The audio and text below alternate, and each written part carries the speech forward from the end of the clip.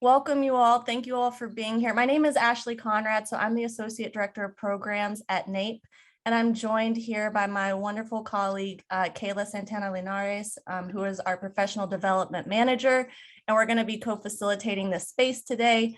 But before we get started, Brittany Brady wants to do a quick introduction and hello to you all, our members, so you all can get to know her a little more, and then we'll launch into our discussion about the Academy. Thank you, Ashley, and so nice to see everyone here. I see Louisiana and Iowa and some familiar faces and some folks that have been to the summit. Colorado just chimed in the chat. And so welcome everyone. We're so glad that you all could join us this afternoon or morning, whichever time we find you. I joined the NAPE team in March of this year.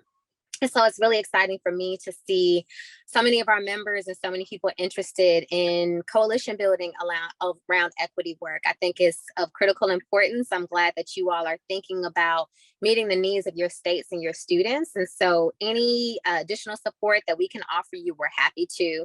Ashley and Kayla are the primary contacts of this space. And so you'll be in great hands and in great care, but I didn't want to miss the opportunity to say hello to everyone and to extend my gratitude for you all showing up, because I know how busy everyone is. I see folks in a variety of backgrounds. And so if you need to be cameras off while you eat, or you just want to take a breather, please know that's totally acceptable in this space, and that we welcome your questions and your inquiries. And we really hope that you all apply to participate in this opportunity, because really we're all here about the students, whether that's adult students or younger students. We're here in support of everyone's prolonged growth. And so glad to meet you all, and please reach out.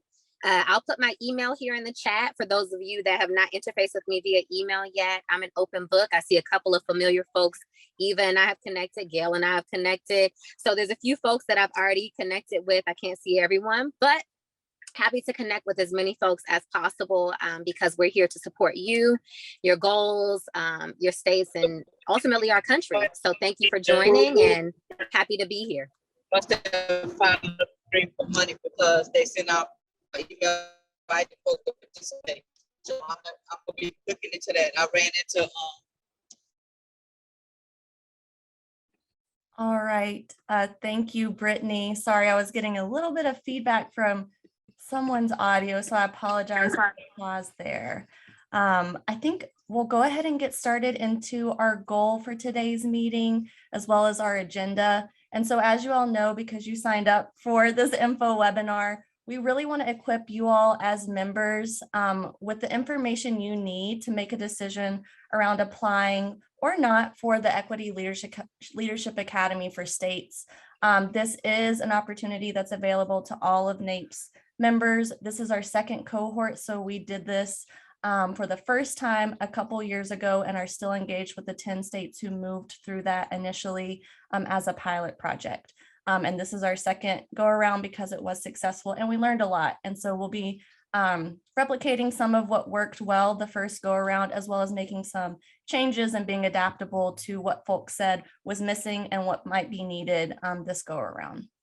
So that's our goal for the next 30 minutes to an hour with one another. The content and the flow of our agenda, just for those of us who like to know what to expect in a space, we're going to be kicking off with a community building activity, and you can participate in the ways that you feel most comfortable to do so. Then we're going to be moving into why it might be important for you and your state to participate in the Academy, what the Academy requirements are, so around timeline and time commitment, as well as how to apply to participate. To make sure you all know where all the resources are, where the application is, how to access our website, our FAQ page, all of those things. And then of course, at the end of the call, we're going to open it up for Q&A in case you all have any questions about anything at all that we may or may not have covered in today's session. So that's going to be the flow of our conversation. We are very diligent about managing our time, and so we will be ending right on the hour because we know each of y'all is very busy and has a lot of important work to do. So that's what today is going to look like over the next little bit of time. With that, let's move into our community building. For us, we really prioritize at least touching base at human to human at some point. And typically at the beginning of our meetings, especially when we're in a room full of folks that we may or may not know. I know most of the names that I'm seeing in my participant list and that we're in community with today, it might be my first time meeting you, and the same in reverse. And so we want to make sure we have the opportunity to humanize the space. One, because we're virtual, and two, because we might be new community members for one another. And so we have an option to either communicate and participate in the chat, or if you feel comfortable to unmute and share, we're open and encourage that as well. And so I always have two prompts, typically one is silly and one is serious. So the first one is we want to do a temperature gauge of the room. How are you all feeling today on a scale from 1 to 5 in terms of your energy level? So 5 being, I feel fantastic. I am like ready to run a marathon, feeling very energized for my work. And 1 being, I'm really exhausted, burnt out. I might need to go take a nap. So on a scale from 1 to 5, you can just put that in the chat and share with us so we can kind of see who we're sharing space with today and how folks are feeling. And then on the silly end of things, because I know I love food and that's an easy way for me to connect with folks that I care about. If you feel comfortable sharing a snack, that always brings your energy to a 5. So you can share maybe one of your favorite foods or favorite snacks that really makes you feel at home, comfortable in your body, brings you joy. And then, yeah, I'm seeing a lot coming through in the chat. If anyone would like to unmute and share your number or your favorite food, I'm going to pause for a moment and allow space for that.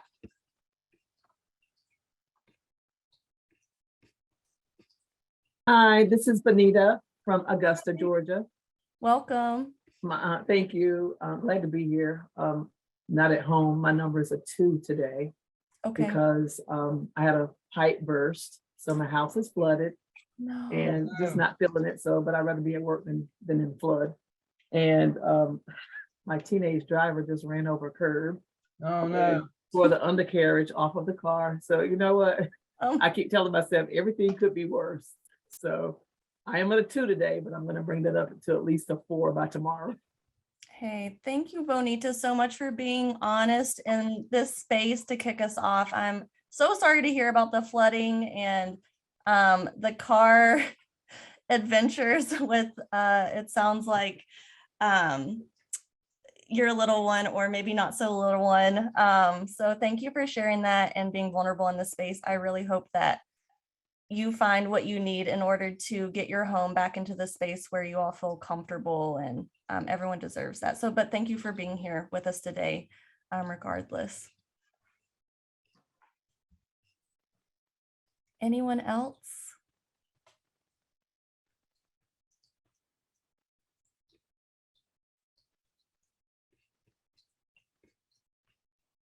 Okay. I'm seeing a lot of sweet treats in the chat, which makes me very excited because I have a sweet tooth, but I'm also seeing Brittany put cheesesteaks. So not quite a snack, but also equally delicious. Chocolate, coffee, licorice. Oh, I love licorice. My grandmother always really loved licorice. So that's like a special flavor to my heart. And in terms of where folks' energy is, I'm seeing 2s, a lot of 3s, a lot of 4s, a couple of 5s, 3.5. So it looks like we're kind of like a little bit, we have a pretty wide spectrum of where energy is sitting today, depending on what might be going on in our personal lives. So I do want to just name that. We're going to hold space for that. Some of us might be able to like really grasp onto this energy because we're in a really focused space, and some of us have a lot of other stuff going on in our lives. And so the recording will be made available. Y'all do what you need to take care of yourself in the space. And we'll also be doing follow-up email communication, so you all have what you need. And thank you all for participating. I feel like I know you all just a little bit more, even in this virtual environment.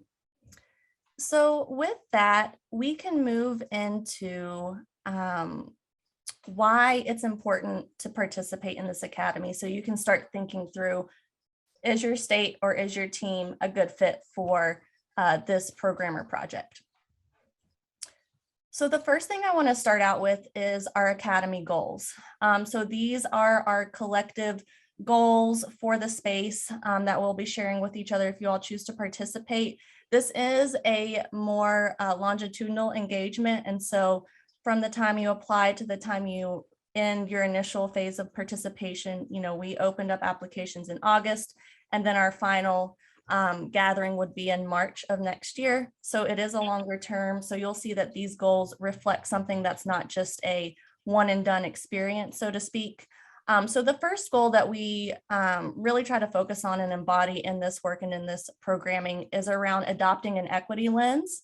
So this could mean you are new to equity work and you want to ensure you have the skill set to do the internal inquiry that's required for this work, as well as begin to be a better leader or guide for your team members at the state level, all the way down to the community college level where folks are implementing the CLNA. This could also look like, I'm a veteran to equity work. I've been doing this for decades, but I still have things to learn and areas to grow in to ensure that I am maintaining evolution in my own equity lens and ensuring that I'm up to speed on where we might be going as a collective for the work.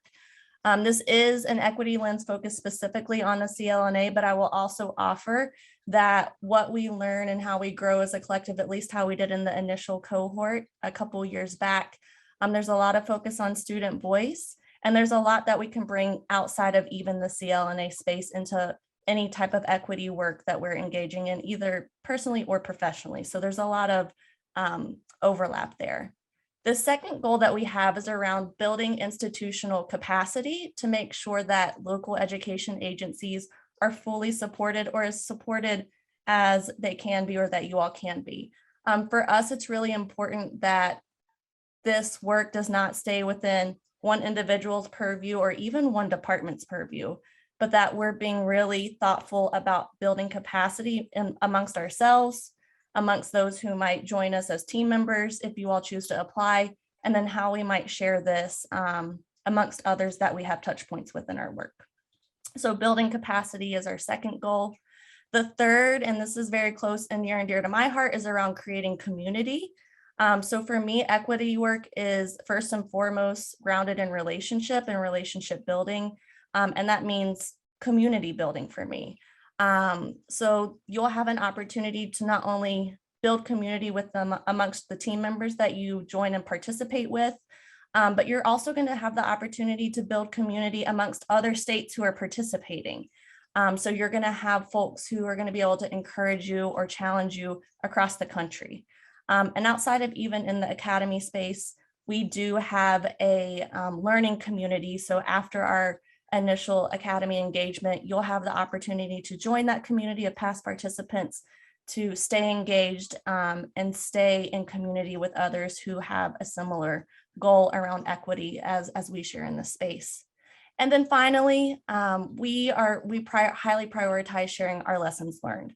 So whatever comes up as top of mind throughout this implementation, we want to ensure that we're sharing that not only with our NAPE community, but with our nation as a whole, our colleagues as a whole, those who are invested in educational equity, and specifically those in CTE and STEM.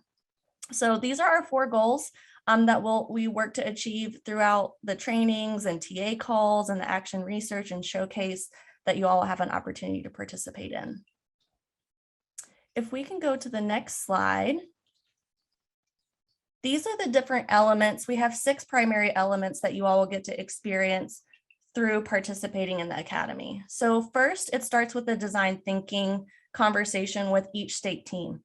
So this will be a 2-hour conversation. For us, we have a curriculum that we built out in our pilot program, but we also know context is constantly changing.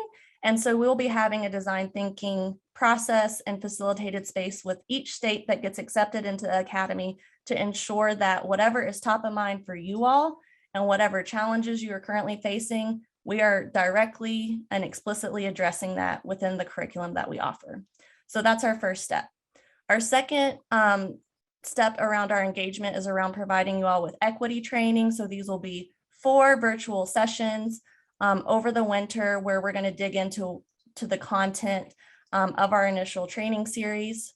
From there, we're going to have an opportunity to participate in some action research and technical assistance that's associated with that, where we hope that you all will really get to practice what we might have learned and challenged ourselves to embody in our equity training sessions, this is going to be the chance we get to put some of that into practice and experiment, because we know that experimentation is really important in any type of justice or liberation or equity centered work.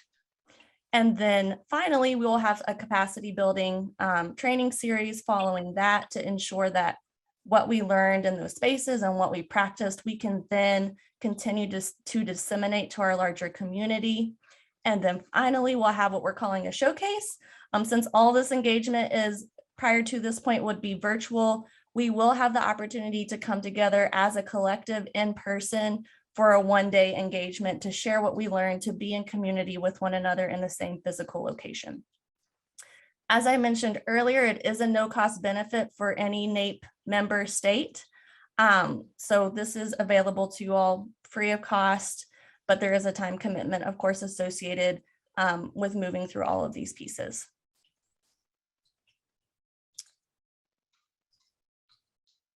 One thing I wanted to also offer in this space is time for reflecting on our initial academy. And I don't think I saw anyone on our participant list who was able to participate last year, which is 100% fine because they've already been here, done that, and we're still engaged with actually most of the teams that moved through.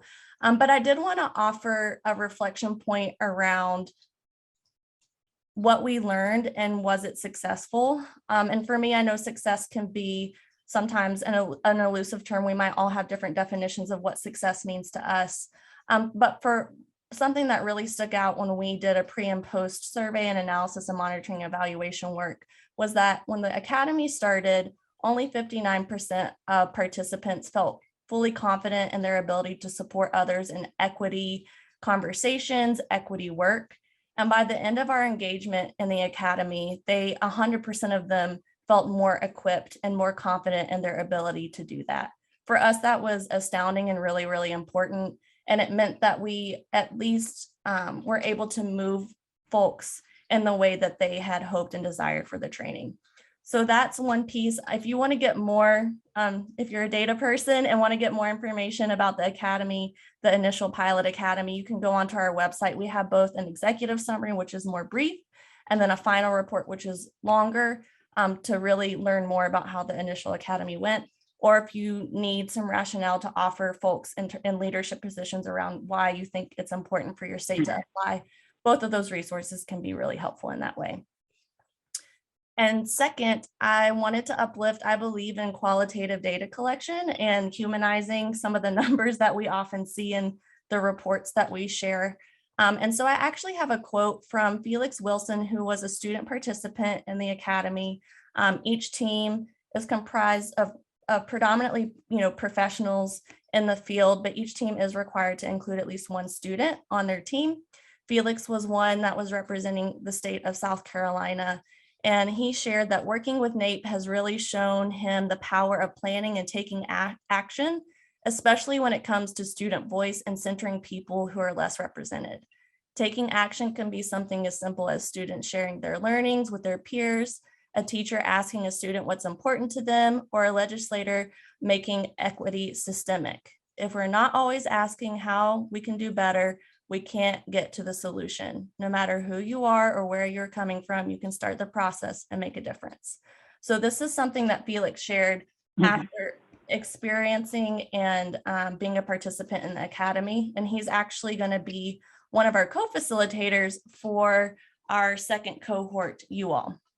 So if we can go to the next slide, we did want to uplift that one change that we're doing this year in our second year of implementation is we've recruited 6 participants from last time to co-facilitate and mentor in the space for those who move through the next implementation of the academy. So we have 2 current students, Edith and Hennessy, who are going to be joining us. Edith is from Oregon, Hennessy is from Arkansas. We have 2 recent graduates, Felix and Shad. Felix is from South Carolina and Shad is from Iowa. And then we have 2 professionals in the space, Lisa, who is an equity consultant from Delaware, and Rudy Ann, who is in the Oregon Higher Education Coordinating Commission.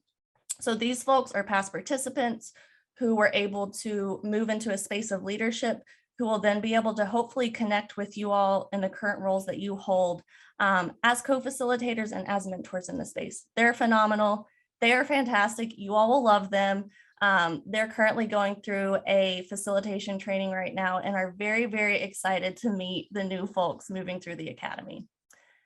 And I also want to pause and introduce Sylvia and Freya to the space, who will also be co-facilitating along myself and Kayla for parts and pieces of the academy. So I didn't know if Sylvia and Freya, either of you or both of you, wanted to unmute and share just a couple words about yourself and your participation. Sure. Hello, everyone. Good to be with you. My name is Sylvia Ramos. I use she, her pronouns, and I serve as the Vice President of Programs and Research here at NAPE, which means that I get the incredible privilege of not only working with the wonderful team that you all have already met with Ashley and Kayla, Freya and Nikia, who I'm sure you'll get a chance to meet at some point. But it also means that I get the opportunity to work and be a part of the Equity Leadership Academy and work alongside this wonderful community to really think about how we can leverage our collective skills and tools to think about changing our campuses so that we can really embody the visions we have for educational equity. I've had the chance to meet the group and to do some work with them. And I think where I share with Ashley in terms of how I come to this work is that I am always sustained and really inspired to remain dedicated to equity work when it is grounded in community. I think all of you will probably agree that this work is so important. It is so complex. It's been happening long before any of us existed, and hopefully will continue to be built upon long after we're here. And so doing it in community, thinking about how we work individually, but also collectively in support of creating educational equity for all of our students is something that brings me great joy and something that is constantly allowing me to grow and to feel good about the fact that we're not doing this work alone and we are making a difference. So happy to be here and looking forward to meeting any of you who decide to join us. Thank you, Sylvia. Hi, everyone. I hope there's not too much background noise. I just had to get some fresh air and some sunshine, so I'm sitting out on my deck. My name is Freya Jocelyn. I use she, her pronouns, and like Kayla, I am a professional development manager with NAPE. I am just such a fan of this program and the powerful results that we got from the pilot. I'm also just so excited about the comprehensive nature of it and the capacity for this to really make change individually and systemically. And the individuals involved are just phenomenal. I'm just so excited to be one of the co-facilitators for this next implementation and to help with the co-creating the curriculum together. That's the kind of model that we use at NAPE that really builds community and makes sure that the program meets everyone's needs. And I think that's really unique. So just happy to be here and looking forward to meeting those of you who will be part of the project. Thanks. Thank you, Freya. And I really love seeing the sunny background. So thank you for also being outside and bringing that to us today. I appreciate you both, Sylvia and Freya. And I'm going to now pass the mic to my colleague, Kayla, so you all get to meet her. And she's going to share a little more about the academy requirements. So what's your time commitment? What's the timeline look like? And what does the makeup of your state teams, what could that look like for you all?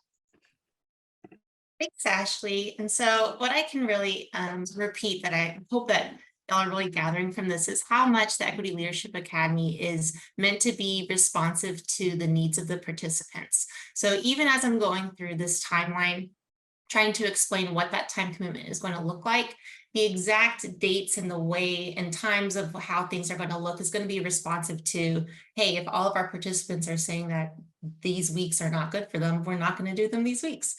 So just keep in mind that this is really meant to be in community with you all and not done to you all. So the dates that are, of course, set are the applications are due September 22nd. Awardees will be notified October 6th. And in this first chunk of our timeline, that August to October phase, that's what we're looking at. But as we transition, looking at October to December of this year, we call this our pre-evaluation curriculum design and equity training section. So it's really important for us to be able to have the data to really look at what are the outcomes of this program. So part of that is we do have a pre-evaluation for participants to go through that will take, we'll round up to an hour of your time. And of course, when we get to the end, you'll take a post-evaluation. We're also looking at, again, that idea of co-creating what this is going to look like. So our design thinking phase, we're saying about 2 hours of looking through what exactly are the needs we can identify that we see across our teams and our participants, and making sure that as we're doing this in community through interviews, talking about the curriculum, talking about our program design, that then as we transition to like our 4 virtual equity training workshops, we're building upon what skills you all have, what skills are you looking to continue to build. These 4 equity trainings, you're looking at about 8 hours total. Next is our technical assistance and action research phase. So you're looking at hopefully January, February of 2023. The action research project Ashley had alluded to earlier. This is really for practicing those skill sets that we're learning in the equity trainings. It's so important, that experimentation, that understanding that process of how change happens, right? It happens through trial and error. It happens through community and sharing about what we learned from our experiences. So that's a key pivotal part of this program as well. And our virtual technical assistance calls are also part of this phase. Each of those, you're looking at about 8 hours total for the action research project, and then 8 hours for the 4 TA calls. Again, that's to help assist you all and be responsive to what you're experiencing in that phase. And our last phase, really thinking to the future, by March 2023, we should be wrapping up, and this is our capacity building engagement, post-evaluation and report. We are going to be doing 3 virtual capacity building engagements, about 6 hours total. And our in-person showcase is going to be, I'm sure, an amazing opportunity because, you know, I'm experiencing, I was not here for the pilot of the Equity Leadership Academy, but I'm here as we're doing the build out with our peer leaders and educators, and the community that gets built when you're sharing this type of goal and sharing this type of work with others. It's just so exciting. And so that idea of getting to all meet together in person and share what we learned is really key to this experience. And then again, we want to wrap up with what have we learned, what are the outcomes, and that's in the post-evaluation survey, about an hour of your time. Thinking through to who should apply and what the team structure would look like. So your team will consist of post-secondary state members, 3 to 5 people on your team with your post-secondary agency folks, consultants, community leaders. What that exactly looks like is up to who you're in community with as you're doing your application, but it's really important to make sure that you're including students in this. We really want to amplify student voice as a way to make sure that we are in alignment with our equity goals and that we're being responsive by including community in the decisions that are made. We ask that we're going to prioritize teams that include 1 student from a special population as outlined in Perkins 5, including students of color, and also within your team of, you know, we say like professionals, 1 or more of those members also are from a special population, including people of color. And overall, really what we're asking for is that commitment to what is our goal, right? So that equity commitment to how are we not just saying, let's see the CLNA as boxes to check, but how are we using this as an opportunity to really integrate an equity lens into this work? How are we prioritizing building community and sharing our knowledge with other people, not just in the academy who are across the nation, which is amazing to get to do that, but also going back to our institutions and sharing with folks who are interacting in the CLNA process. What are these lessons learned? How can we continue to grow? And that's that capacity building concept. And Ashley will explain how to apply. Thank you so much, Kayla, for moving us through all those parts and pieces. I'm remembering with our first pilot implementation, the majority of our questions were around who should be a part of my team, like who can be included, who should be included. If you all have any questions about that, please feel free to reach out directly. I'm also remembering for our first cohort, I had one-on-one meetings with multiple teams who are interested in applying, and we just sat down and kind of hashed out what is their current context, and then from there we're able to co-create who they might be able to invite as team members. So I am open to that conversation with you all if that's something that's top of mind for you. If not, totally fine. But I did want to just reflect on that point in case that's something that's top of mind for you all. So next we're going, no worries, June, thank you for being here. We'll send out the recording. We're going to talk about how to apply. So there are 4 primary resources that can help you make your decision and support your application process. So Kayla is going to actually copy and paste those links in the chat for us so that you have those as I'm walking us through what these are. So the first is our website. So we have a landing page for the Academy. I believe Sylvia also posted that in the chat earlier in our conversation. This is your one-stop shop for everything Equity Leadership Academy. We have a link to our FAQ, our application, our sample application. We have quotes from past participants. We have the summary of what the Academy is about, as well as our reports on how the first cohort went. So the website is going to be your friend. It's at the top of the link list that Kayla just dropped in the chat. The second resource that I think will be really helpful is a sample application. If you all are like me and I'm going into the Google form to like apply, I want to know what all the questions are before I have to like sit down and write them. And so this sample application is a PDF document that you all can download and have access to prior to logging into the actual digital formatted page where you're going to be submitting your application. This is available on our website, and it is the second link that Kayla dropped in the chat. The third is a link to our formal application. So once you might have been able to draft your answers or not, you just have an idea about what you'd like to submit. You will need to submit your formal application by September 22nd at midnight. So I know some of us need past work hours sometimes to get things in. And so you all are free to submit that up until the point on September 22nd. And then finally, we have an FAQ sheet that can help answer any of the common questions that we got last year and that might be top of mind for you all this year. It's brief. It's a 2 to 3 page, again, PDF document that highlights a lot of what we discussed in this session, but it's a paper format for those of us who just, it's easier for us to read the information or email that to our leadership or supervisor, whoever, our teammates who might be deciding this along with you all. So these are our 4 resources that you all can access. And then I think we have just one more slide around our deadlines. Again, we've said it, I think, a couple times at this point. The application process is open now. Submit it by the 22nd, and you will be notified by October 6th if you are able to be an Academy participant. We are accepting up to 10 state applicants. And so that's the number, our kind of our cap. We can't work with more than that because of the nature of the work. It requires conversation in a smaller group setting rather than being able to work with 20, 30 states at a time. If you all have any questions outside of this space, we are going to open it up for Q&A in 1 minute. My email address is on the screen, as well as my phone number. You all can call, text, email, and we can have a conversation if you all have any questions or points of curiosity or wonderings that we weren't able to cover today.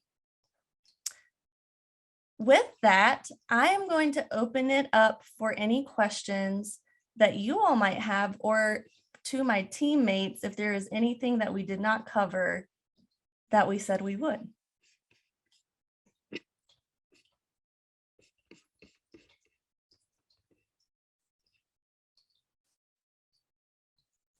I am seeing one question in the chat. Is this only focused on higher ed, or is there another academy that focuses on K through 12? So this academy structure is specifically focused on post-secondary CTE, those implementing the comprehensive local needs assessment at that level. If you're interested, I can't remember who asked that question, in other ways to engage, we do offer professional development and other engagement opportunities for those of us who are in the K through 12 space. Shoot me an email and I can connect you with someone who can have that conversation with you all as well. It's a great question. I'm seeing Sarah also asked, when you are speaking of applicants, is this a team or only one person? So only one person is going to submit the application. The structure that we utilized last year was we had a team lead for each state.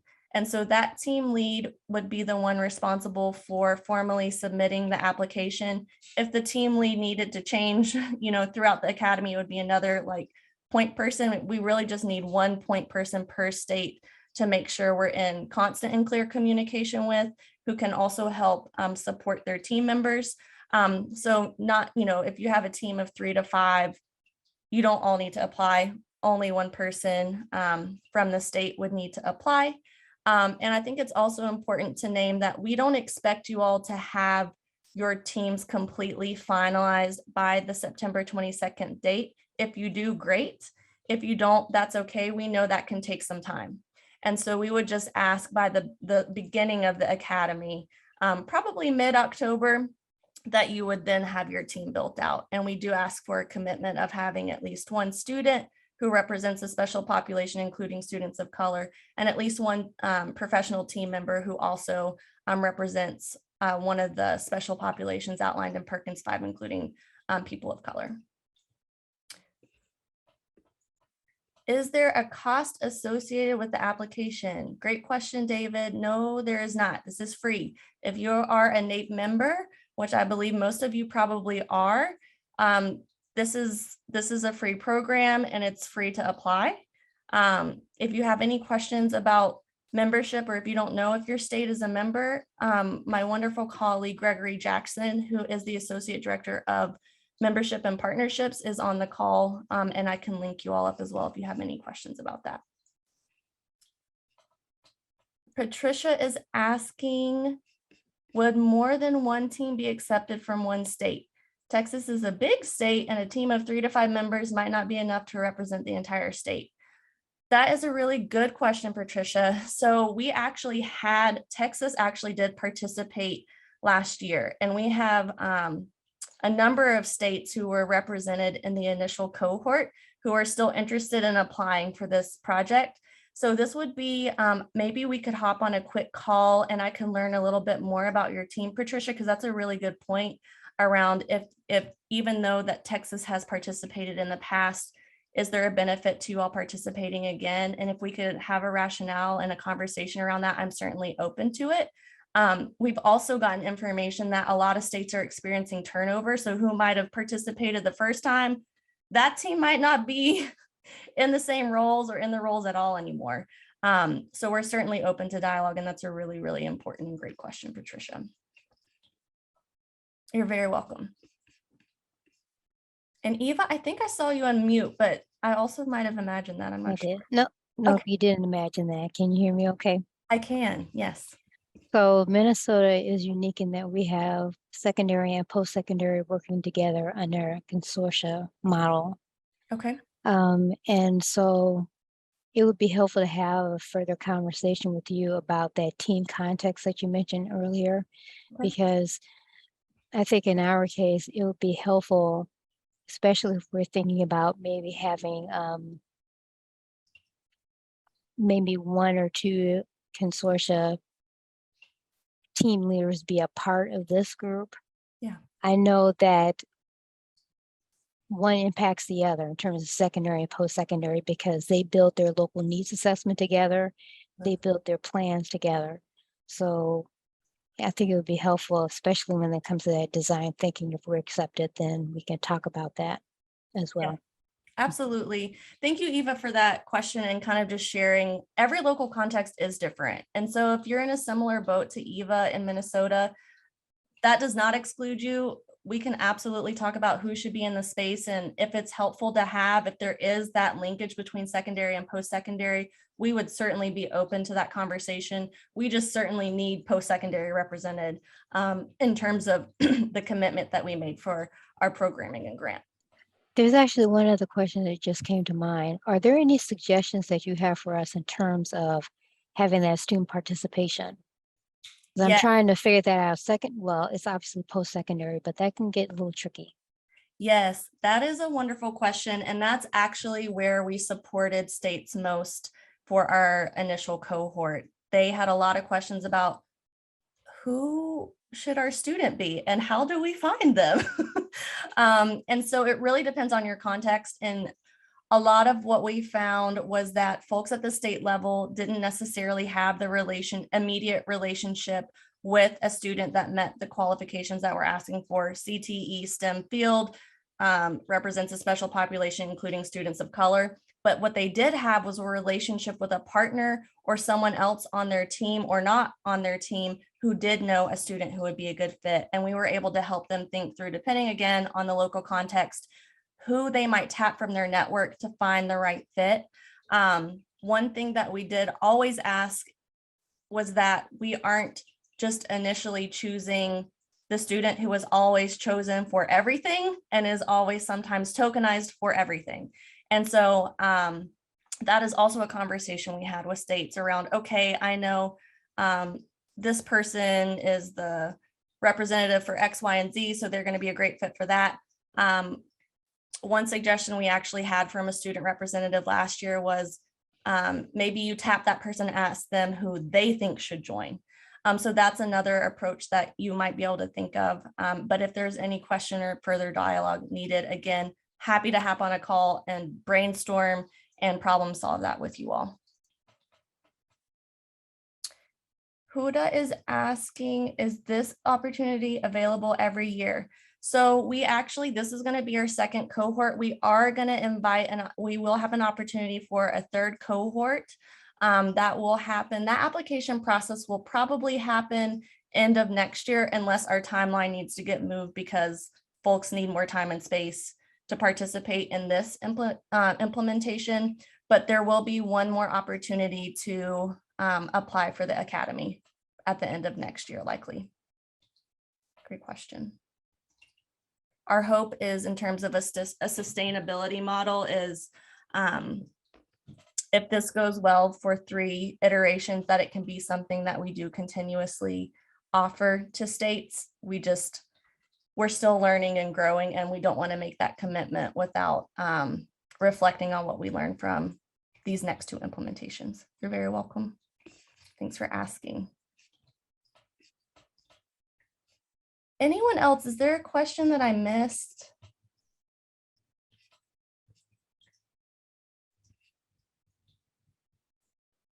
Okay. If not, thank you all so much for being here for the info webinar. I also want to give a special thanks to the ECMC Foundation who did fund this opportunity. We really appreciate their support and have a pretty strong partnership with them and the folks on their team. And I did also want to offer the opportunity for Gregory Jackson, our Associate Director of Membership and Partnership, to hop on the line and say a few closing remarks, since he is the one that you all might already have relationship and be in community with around membership. And if not, he's a great person to know and can be very supportive to anything you might need regarding your NAPE membership. So with that, Gregory, I invite you, I pass the mic to you.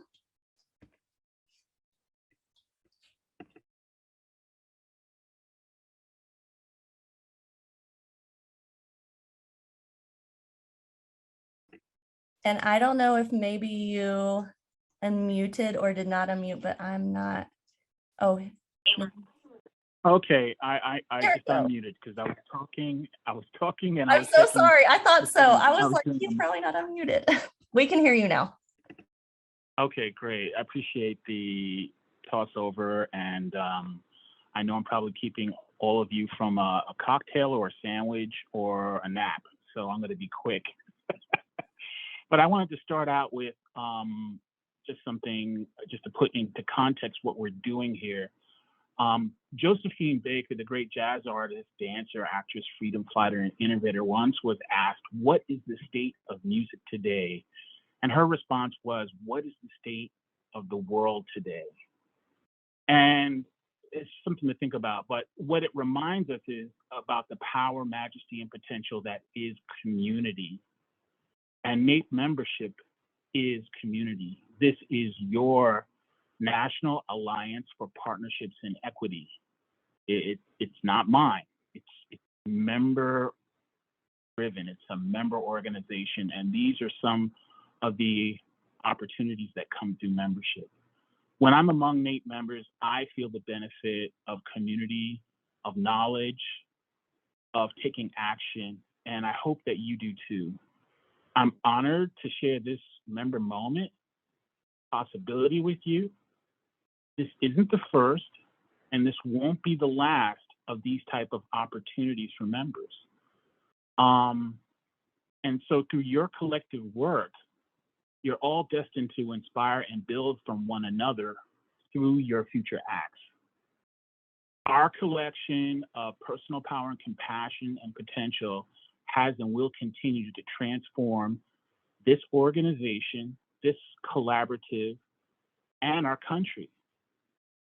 This opportunity is one of many that you'll find, not only to benefit, but ultimately to serve. Opportunity is defined as the good position, chance, or prospect for advancement or success.